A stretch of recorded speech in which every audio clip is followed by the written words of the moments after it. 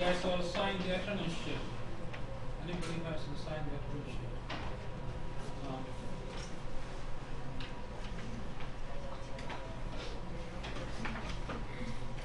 We do question 1, guys. I know some of you have already done it, but you should have already done question 1. Just move to the next one.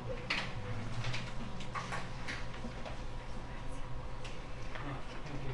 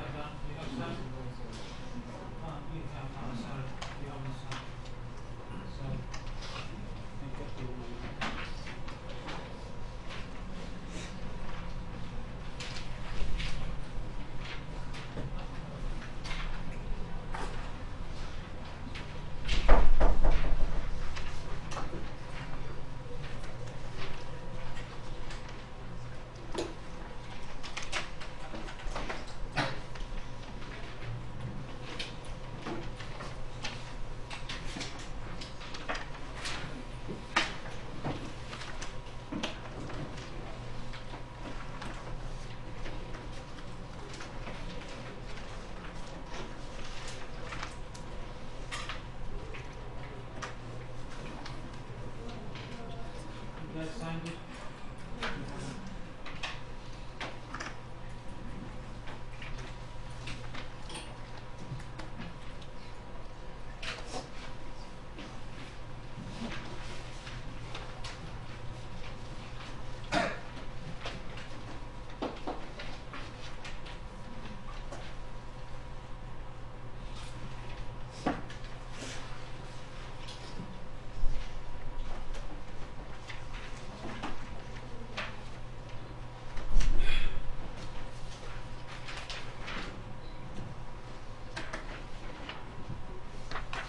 All right, guys. Let me show you how to do question 1. So we are assuming that x has a normal distribution, and we want to find the moment generating function of x. So since x is a continuous distribution, I mean normal is a continuous distribution, right? By definition, I talked about. You can write it like this. You guys know the density function of the normal distribution is given by this. Yeah, this is the PDF of probability density function of the normal. So you just multiply this by this. Okay. Now this being a constant, this you can pull it outside the integral sign, so this will become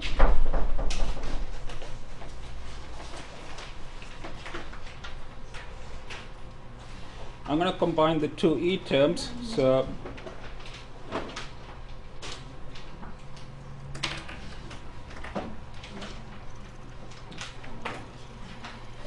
yeah, you alright, guys?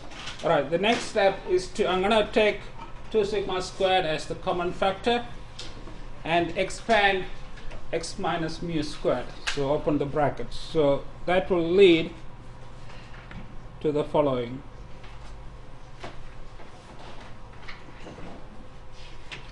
So you get 2 sigma squared as the common factor. So you get here 2 sigma squared tx. Now I'm going to expand this bracket here, so that will give you x squared minus 2 mu x plus mu squared. Yeah. Okay, the next step, I'm going to take this negative sign. I'm going to take this negative sign outside over here. So that will give me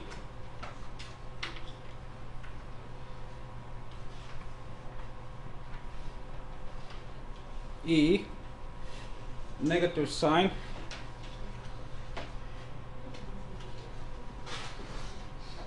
and also I'm going to combine. You see there are 2 terms that have x in it, this term and this term, so I'm going to combine these 2 terms. So it will it will look like this. 2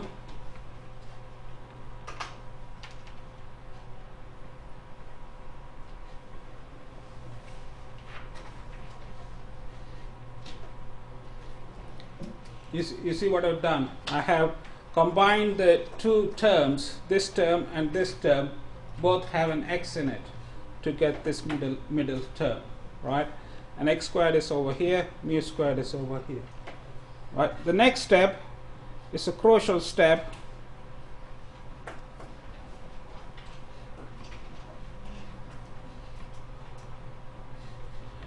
I'm going to do what is known as, I will tell you in a minute,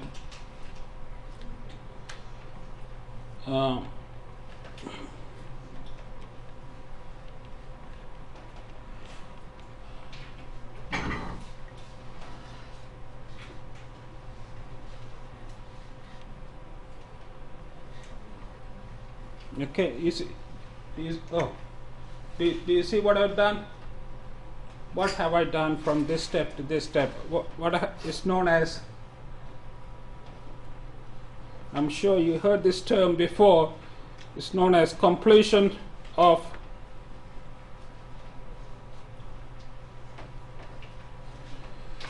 the completion of squares, right? I'm sure you have heard about it, haven't you? Yes. Okay, so what I have done is to write this expression in this form, and that process is known as the completion of squares. In the next step, there is a 1 here, guys, sorry.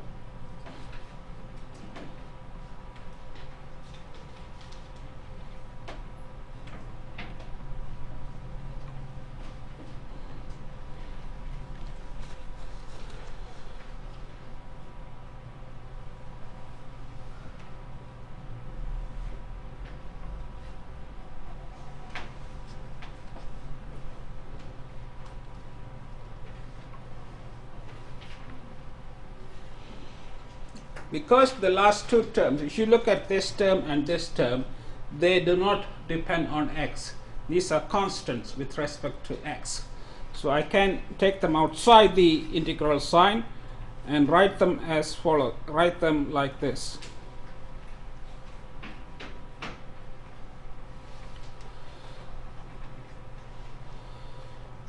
Okay.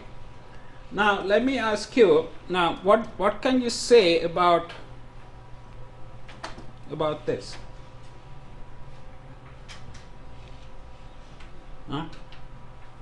This is equal to 1, because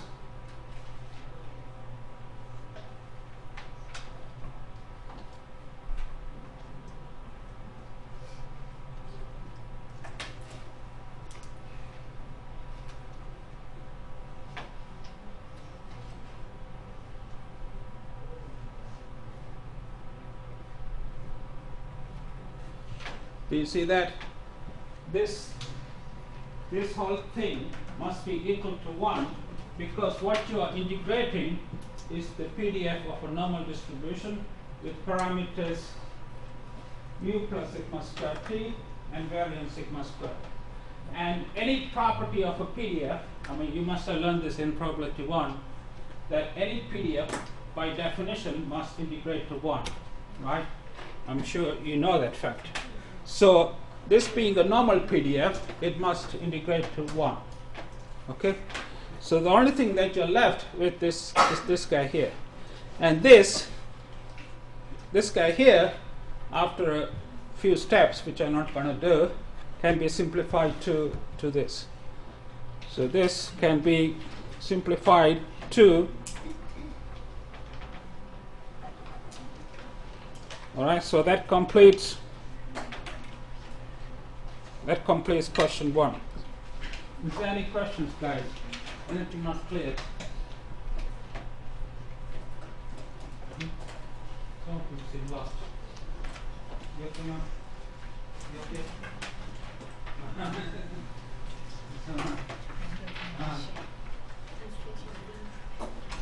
Is that clear to all of you guys? If so, can you do the next question, guys? Question 2.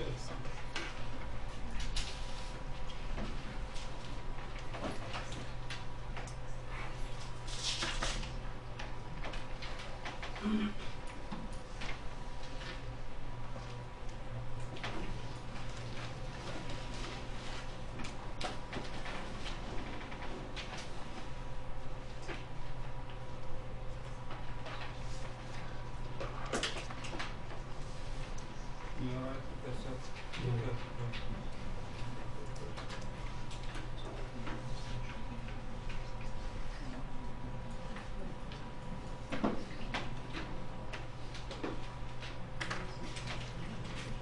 Okay. Okay.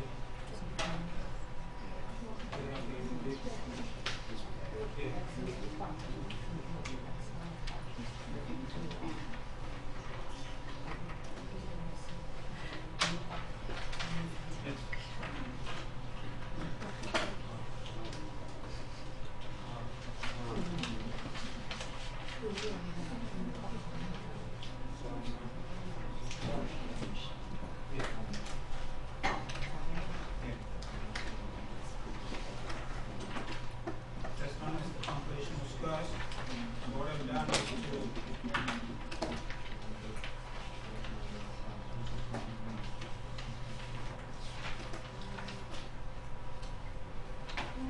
take the minus sign outside first. Yeah? So you should take the minus sign outside. This thing here, take the minus sign outside. So you take it like minus x squared minus 2 sigma squared plus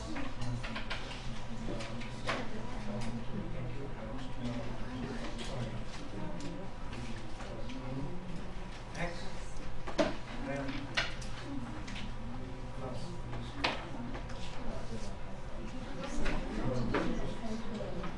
the minus sign applies to all the terms. And then you do the completion of squares. To do the completion of squares, you just need to realize that just separate like x minus e power 2. So you have sigma squared t. And then put the bracket around square. So that you should expand this term and this term.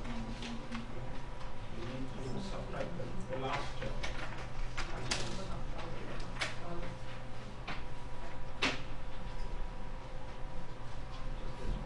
Right? And plus you need to keep this square.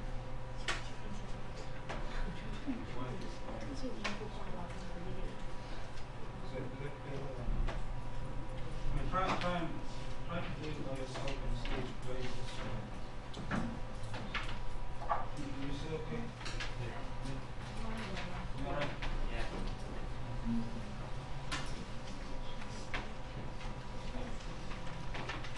Alright, can you do question 2, guys, please?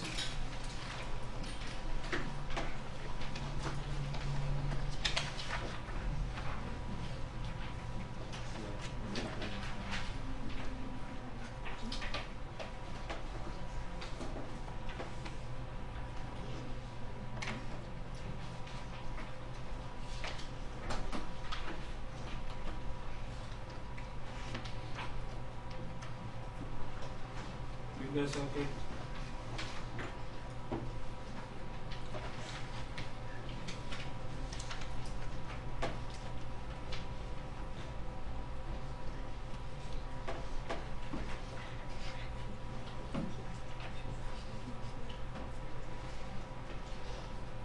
What I said? You have any problems? No?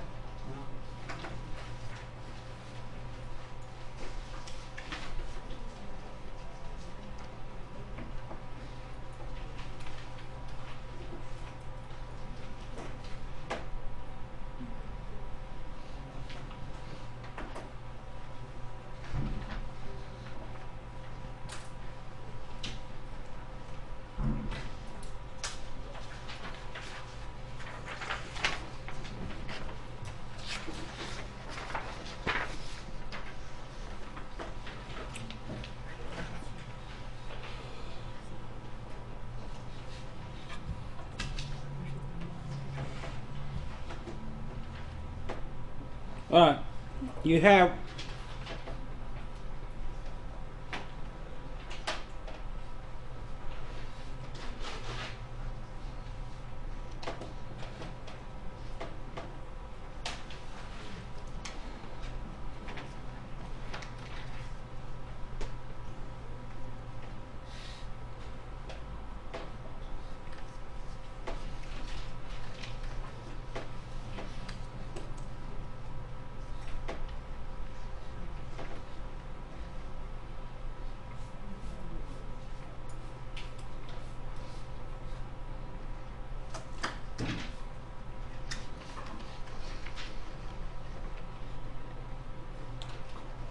right, can you listen, guys? I know some of you have already done question 2, but let me show you how to do this for those of you who haven't done. By the way, can you see this from that side? Because some people complain they can't. Yeah, if you can't see it, let me know. Okay, then I will switch to that other one. All right, to do questions like this, what you do is you start with the left hand side. The left hand side here is this one here. So let me call this, because this is a lengthy expression, let me call it something short, say y. I mean, you don't need to call it y, you can call it any other letter, right, if you prefer. So let me call this y, okay? And I'll start by finding the MGF.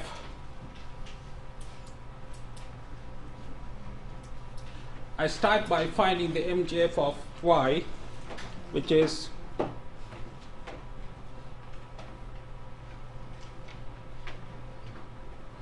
by definition this is the definition of MGF, okay? And this you can write as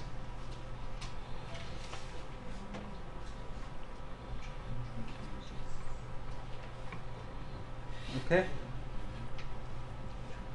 Now I'm going to write this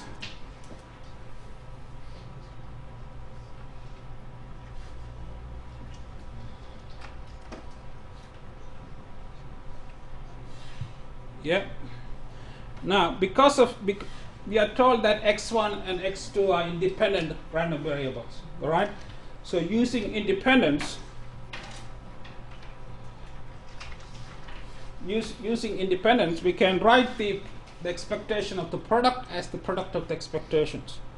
So this one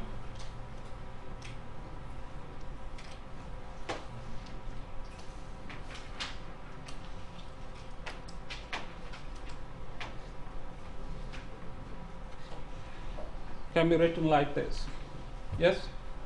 Now this guy here, by the definition of an MGF, what you have here is the MGF of x1 at t times a, and what you have here is the MGF of x2 at t times b, and this is a constant. Now we know from question 1 that the MGF of a normal variable is given by this, and x1 and x2 are normal variables. So using this expression, we can write this guy as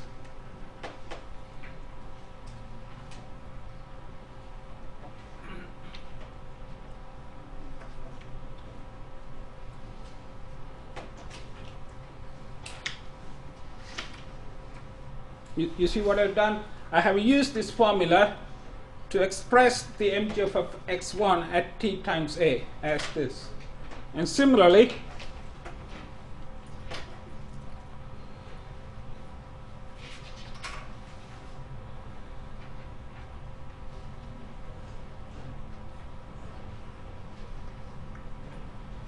okay guys, all right, now the next thing I'm going to do is, because we have a product of 3 exponential terms, and that's the same as one exponential term with the powers summed up, okay? So this is going to be mu1a plus mu2b plus c times t plus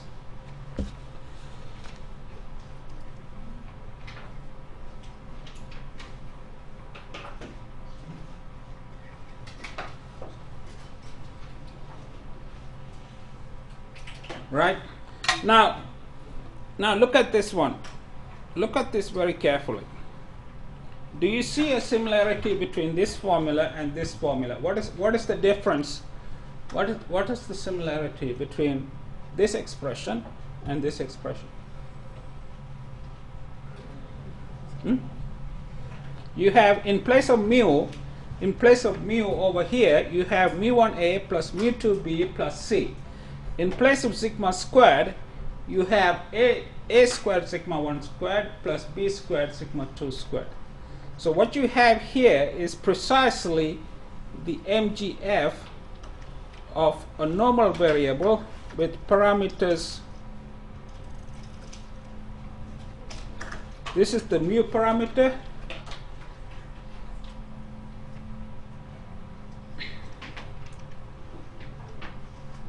and this is the sigma parameter.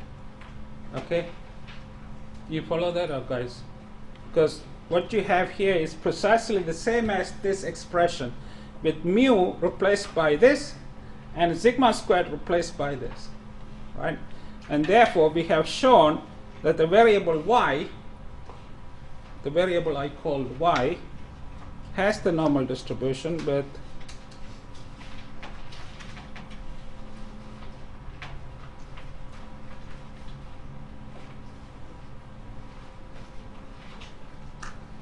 okay. So that completes question 2, guys. Is that clear or not? If it's not clear, let me know, guys. This is a standard approach for showing,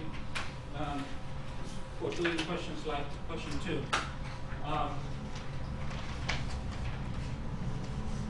Okay.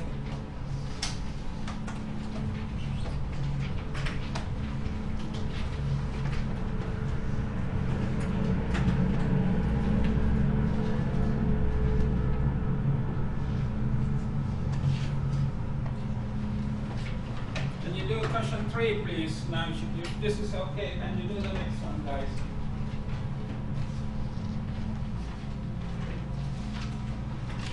Next one.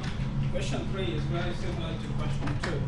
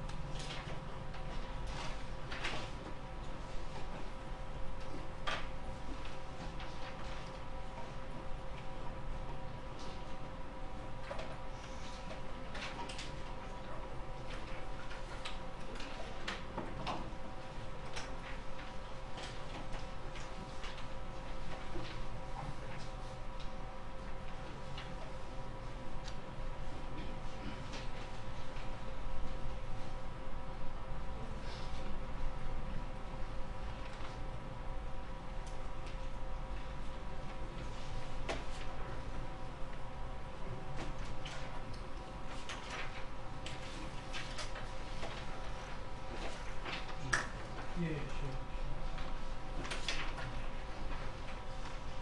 You guys okay?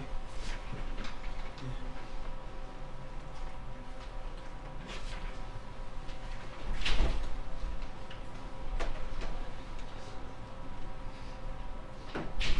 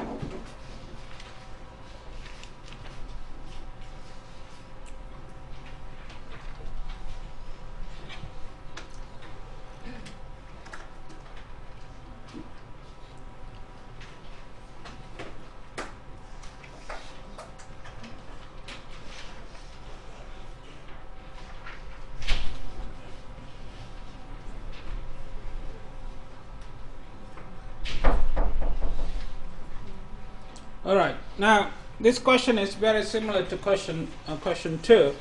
So I'm going to use the same approach as in question 2. So I'm going to start with the left hand side, which is x bar, the sample mean, and find the MGF of it. All right. So the first thing is the MGF of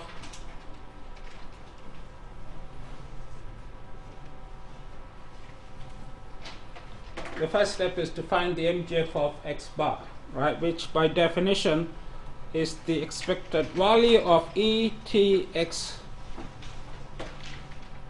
x bar, right, which is the expectation of E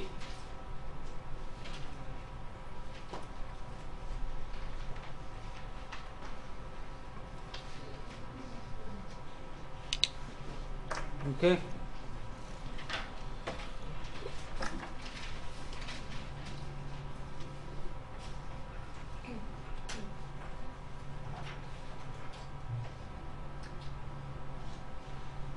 You can write like this. This is, and this one you can write like this. Now using independence one more time, we are told that x1 to xn are independent variables. So using that fact, you can write this expectation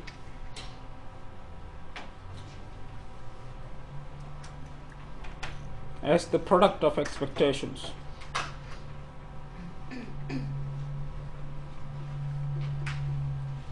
Alright guys, now each of these guys is an MGF.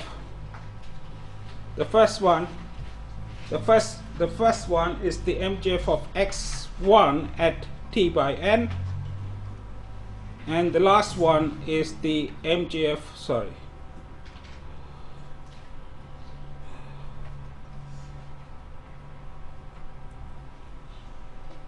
okay guys. So the last one is the MGF of xn, x sub n at t by n. Now because x1 to xn are identical variable, we are told this IID means, I'm sure you know, independent and identical. So each of these terms is equal to each other, right? So you can write this as MGF of x1 at t by n, the whole thing raised to the power n. So this is using the identical assumption, because we are told that xi's are IID, which right. So using the identical assumption, you can write this as this. Yeah. Now we know from okay, now I'm going to use this result. We know that x1 is normal, so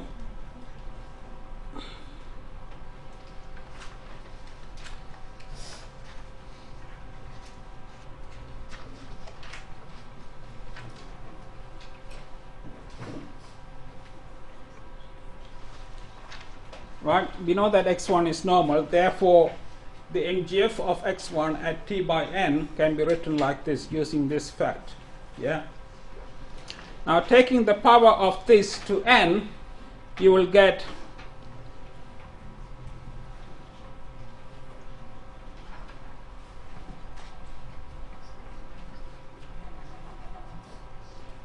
this, right? Now you should look closely at this guy here.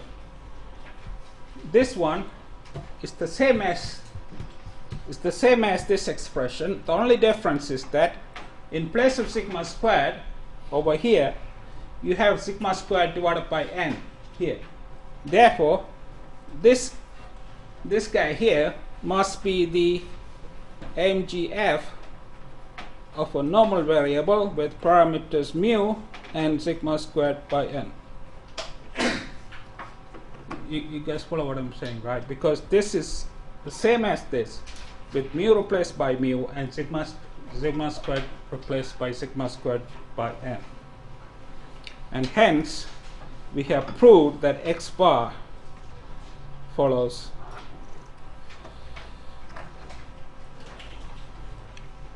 this. Okay? Is that clear, guys, or not? Yeah, it's the same approach as in question 2. You start with the left hand side, find the MGF of the left hand side and simplify to a form, and then argue that the form that you have simplified to is the MGF of the right hand side. Right? So that's the approach to take. Yeah. Alright guys. Can you do the next one guys? Question 4.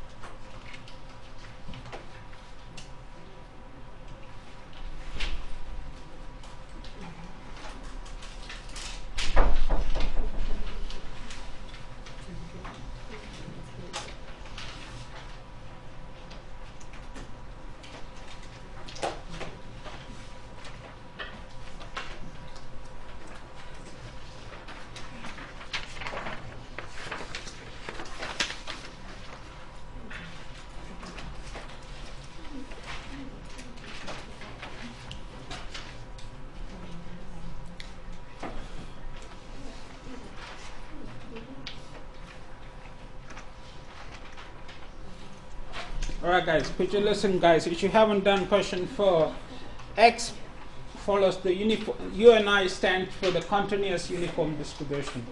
The discrete uniform, I don't use a specific notation for it.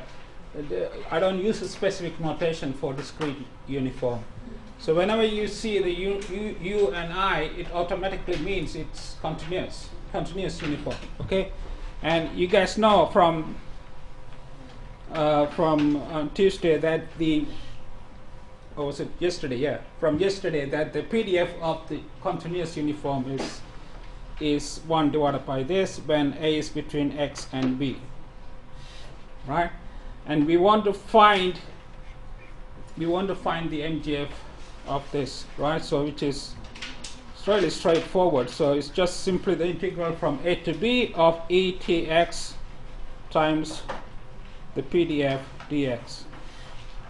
Okay, so this will be, you can pull this outside because it's a constant. Now the integral of this guy is simply ETX divided by T. Take the limits from A to B. Okay, so taking the limits, you get E of TB divided by T minus E of T A divided by T. Alright, so that's the answer. Right, so it's really straightforward, okay? And question 5 is, this is question 5 is exponential. This is one of the distributions in the notes, right? The PDF of the exponential distribution, if you look at the notes, is lambda times E minus lambda X, and X is strictly greater than 0, right? So the MGF of this is simply the integral from 0 to infinity of E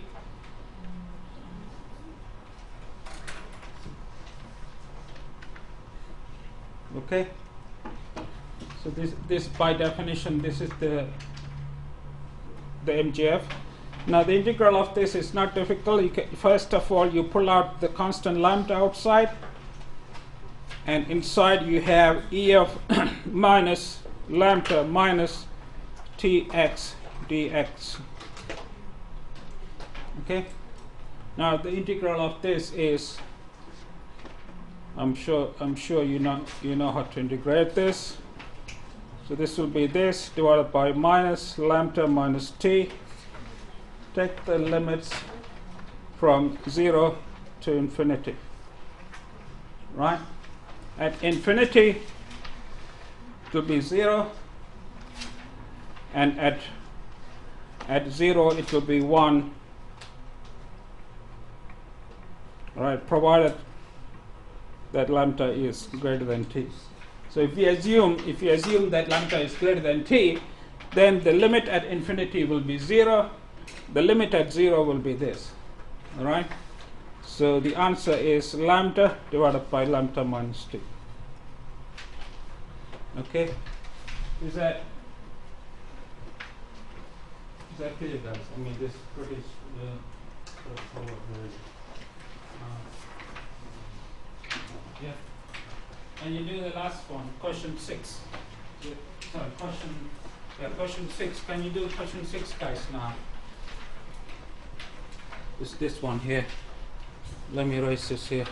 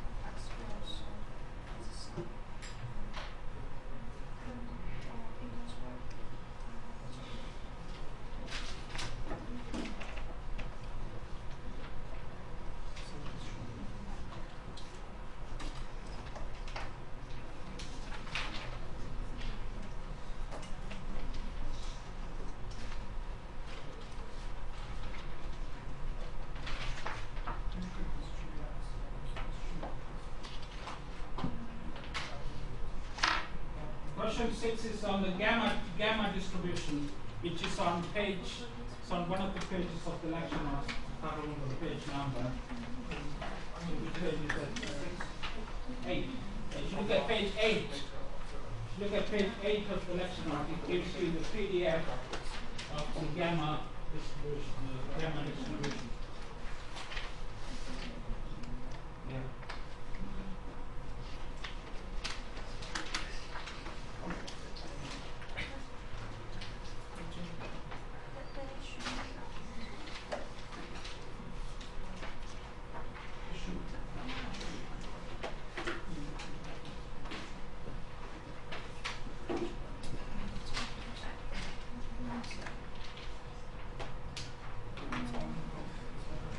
You guys signed, all of you signed the attendance sheet, guys. Yes? Good.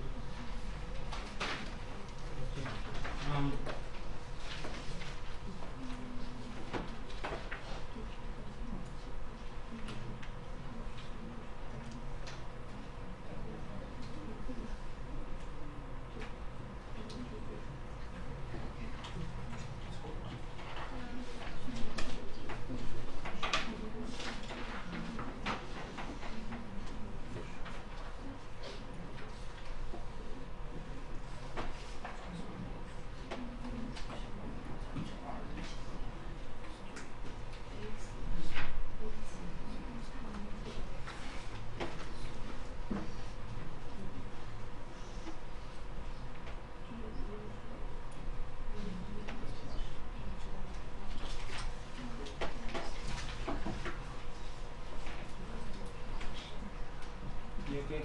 Do you have questions? Yeah.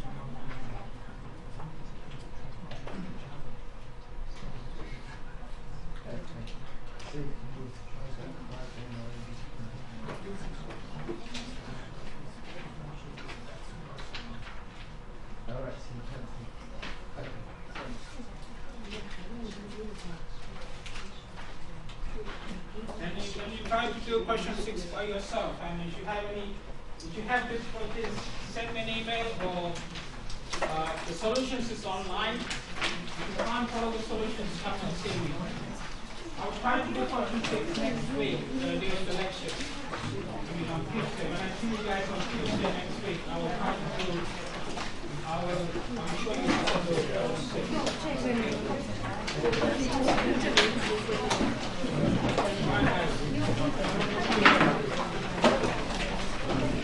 and I have the attendance sheet back.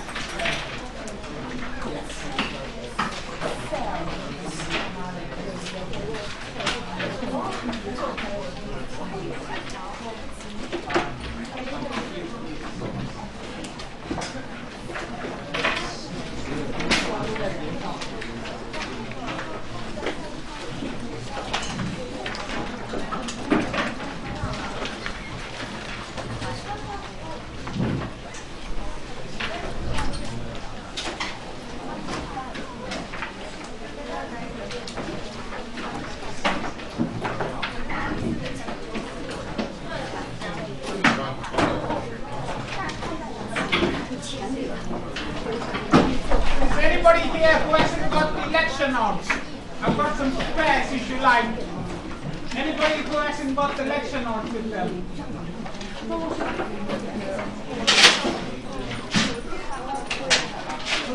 Everybody has a copy of the lecture notes?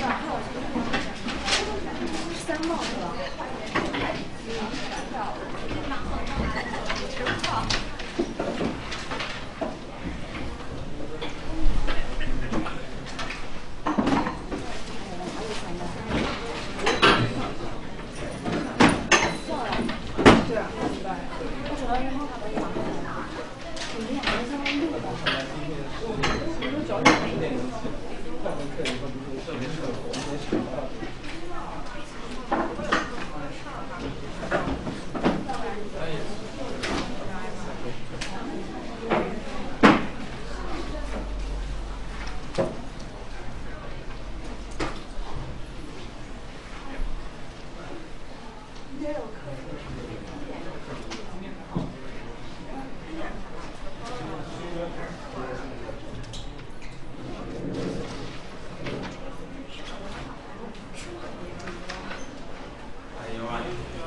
on Tuesday, so both lectures did you get anything on the podcast or was it wrong? Rejected it? I think it's the wrong one. So you still saw something? Yeah. Right. I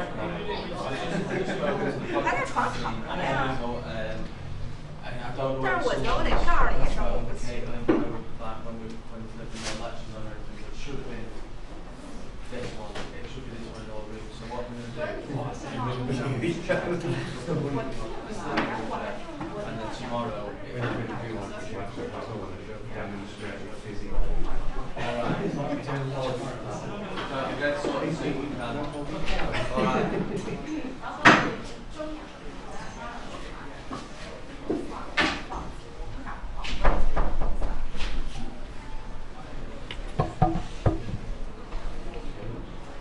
Hi mate, it's Chris.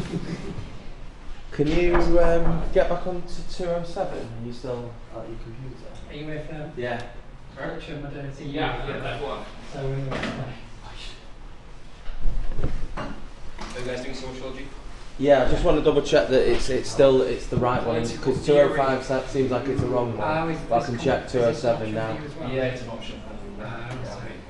We'll start. I haven't seen it. Observing. I've got two visualizers on.